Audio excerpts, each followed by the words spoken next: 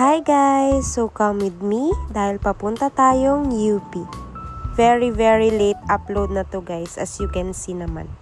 Dahil wala na si ate girl time, dito na siya sa sasakyan nag-makeup. And tada! Here's the final look. Atake ka dyan, ma'am. Then yan, na-traffic kami dahil medyo late na kami nakaalis.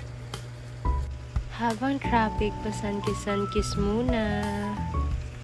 Actually, pang my day ko lang dapat to, pero sinama ko na lang dito. Then, ayan, naglalakad na ang person sa UP. Parang nag-exercise lang yan guys, kasi medyo mahaba yung nilakad namin.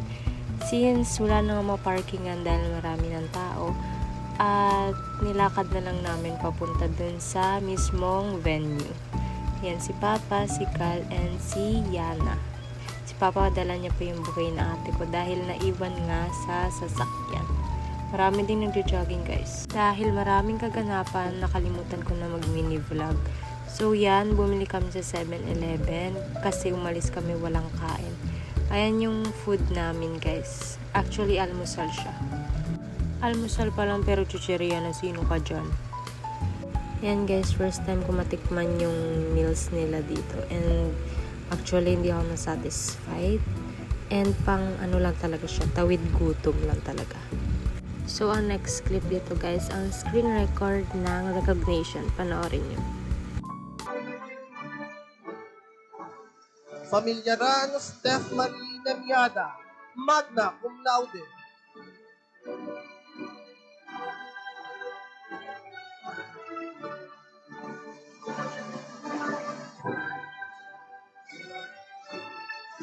Florendo Rowena Nicole Valdez, magna cum laude.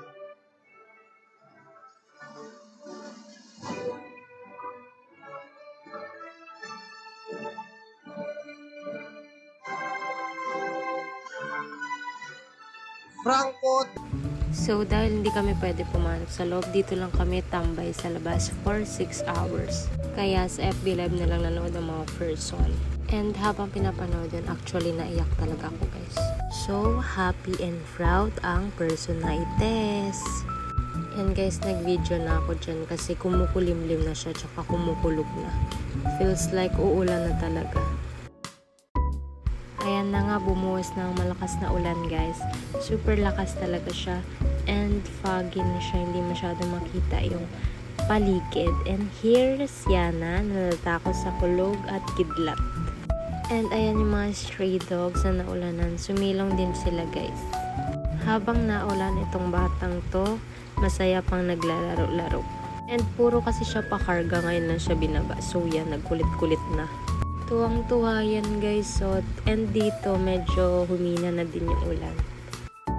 Guys, yan ang gano'ng kamarites ang person. Kanina niya pa talaga nilalapitan yung babaeng yan. As in, ngumingiti siya, nag-a-appear siya.